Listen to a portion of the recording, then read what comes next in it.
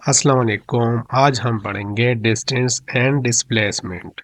तो डिस्टेंस क्या चीज़ है? The actual path covered by the body is called distance.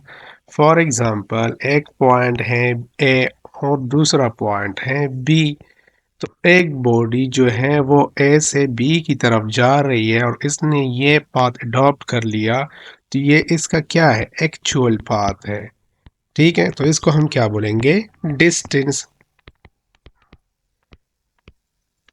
अच्छा, डिस्टेंस को किस चीज से रिप्रेजेंट करते हैं? बेसिकली डिस्टेंस को एस से रिप्रेजेंट करते हैं। ठीक है, बास टाइम एक्स से भी इसको रिप्रेजेंट करते हैं। लेंथ है, चूंकि कभी कभार लेंथ से भी रिप्रेजेंट करते हैं इसको। और इसकी यूनिट क्या है? क्योंकि ये लेंथ है तो लेंथ की यूनिट क्या होती है? या मीटर में इसको रिप्रेजेंट करते हैं। मोस्टली मीटर में रिप्रेजेंट करते हैं, लेकिन सेंटीमीटर भी हो सकता है, किलोमीटर भी हो सकता है। दूसरा हमारे पास है displacement. The shortest direct distance between two position is called displacement. दो पोजीशन के दरमियान डायरेक्ट डिस्टेंस को क्या बोलते हैं? डिस्प्लेसमेंट बोलते हैं। दो पॉइंट है मेरे पास ए एंड बी।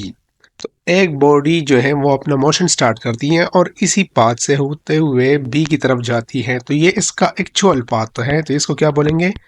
डिस्टेंस बोलेंगे।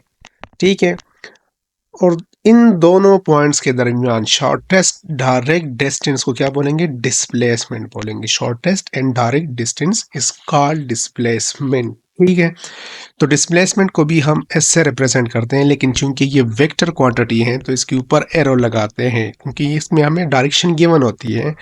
ठीक है, एक्स से भी इसको रिप्रेजेंट करते हैं, लेकिन इसके ऊपर क्या लगाएंगे? एरो। क्योंकि ये भी एक लेंथ को हम मेजर करेंगे, तो इसमें इसकी यूनिट क्या है? मीटर। मोस्टली मीटर यूज होती है, सेंटीमीटर भी है, किलोमीटर वगैरह भी इसको मेजर करते हैं। अच्छा, एक कंडीशन है, displacement can be equal to distance at object move in straight line. एक कंडीशन के जिसमें डिस्प्लेसमेंट और डिस्टेंस इक्वल हो, तो वो कौन सी कंडीशन है? एक स्ट्रेट लाइन मोशन है कि बॉडी ए पॉइंट से बी पॉइंट तक एक स्ट्रेट लाइन में मूव कर जाए, तो ये इसका एक्चुअल पाथ भी है, मतलब ये डिस्टेंस भी है, और ये दोनों के दरमियान शॉर्टेस्ट डायरेक्ट डिस्टेंस भी है, तो मतलब ये डिस्प्लेसमेंट भी है। दूसरी कंडीशन है, is it possible to have distance but no displacement? क्या कोई ऐसी कंडीशन है कि जिसमें डिस्टेंस तो हो पर डिस्प्लेसमेंट ना हो? तो हाँ, पॉसिबल है। अगर बॉडी सर्कुलर पाथ में मूव करे, ये ए पॉइंट है, इधर से स्टार्ट कर ले और फिर वापस यहाँ पे आ जाए, तो अब ये एक्चुअल पाथ है इसका। ये तो इसका क्या गया? Actual path. तो ये इसका डिस्टेंस है। ठीक है, ये इसका डिस्टेंस है, लेकिन दो पॉइंट्स के दरमियान डिस्प्लेसमेंट कोई नहीं है, क्योंकि इधर से इसने स्टार्ट किया था और इधर पे इसने एंड कर दिया, तो इनके दरमियान तो कोई शॉर्टेस्ट डिस्टेंस नहीं है। इस वजह से इधर डिस्प्लेसमेंट क्या है? जीरो है।